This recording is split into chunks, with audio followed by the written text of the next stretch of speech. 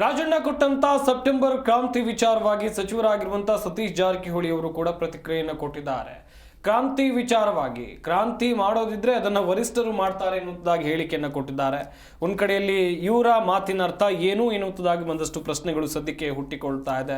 ಈ ಹಿಂದೆಯೂ ಕೂಡ ಸತೀಶ್ ಜಾರಕಿಹೊಳಿ ಅವರು ಮೀಟಿಂಗ್ ಅನ್ನು ನಡೆಸಿದಾಗ, ಸಪರೇಟ್ ಆಗಿ ಔತಣಕೂಟವನ್ನು ನಡೆಸಿದಾಗ ಒಂದಷ್ಟು ಅನುಮಾನಗಳಿಗೆ ಎಡೆ ಮಾಡಿಕೊಟ್ಟಿತ್ತು. ಅಷ್ಟೇ ಅಲ್ಲದೆ ಹೆಚ್ಚುವರಿ DCM ವಿಚಾರವಾಗೂ ಕೂಡ ಇವರು ಮುಖ್ಯಮಂತ್ರಿ ಸಿದ್ದರಾಮಯ್ಯನವರು ಅಥವಾ ಹೈಕಮಾಂಡ್ ಮುಂದೆ ಡಿಮ್ಯಾಂಡ್ ಅನ್ನು ಇಟ್ಟಿದ್ರು ಎನ್ನುವುದಾಗೂ ಕೂಡ ಚರ್ಚೆಗಳಾಗ್ತಾ ಇತ್ತು.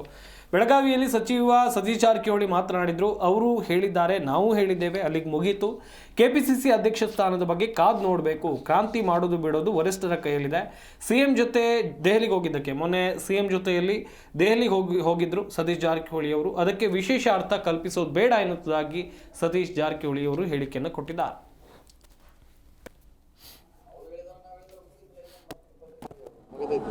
ಅಲ್ಲಿ ಏನು ಹತ್ತದ ಕ್ರಾಂತಿ ಆಗುವಂತ ಏನು ಬೆಳವಣಿಗೆ ಆದ ವರಿಷ್ಠ ಇದ್ದಾರೆ, ಅವ್ರು ನೋಡ್ತಾರೆ. ಕ್ರಾಂತಿ ಮಾಡೋದು ಬಿಡೋದು ಎಲ್ಲ ವರಿಷ್ಠಕ್ಕೆ ಆಗಿದೆ, ನಮ್ಮ ಕೈಯಲ್ಲಿ ಏನಿಲ್ಲ, ಅವ್ರ ಕೈಯಲ್ಲಿ ಬದಲಾವಣೆ.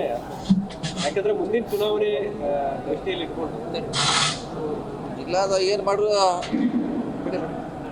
ಸೊ ಅವರೇ ನಾವು ಹತ್ರ ಇಲ್ಲ ಒಂದು ಪಾರ್ಟಿ ಅಷ್ಟೇ. ಹಾಂ, ಅವ್ರು ಹೇಳಿದಾರೆ, ನಾವು ಹೇಳಿದಾರೆ, ಮುಗಿತಲ್ಲ. ಇನ್ನೇನು ಮತ್ತೆ ಪದೇ ಹೇಳೋದು ಮುಗಿದೈತಿ. ಅಲ್ಲಿ ಏನು ಹತ್ತದ ಕ್ರಾಂತಿ ಆಗುವಂತ ಏನು ಬೆಳವಣಿಗೆ ಆದ ವರಿಷ್ಠ ಇದ್ದಾರೆ, ಅವ್ರು ನೋಡ್ತಾರೆ.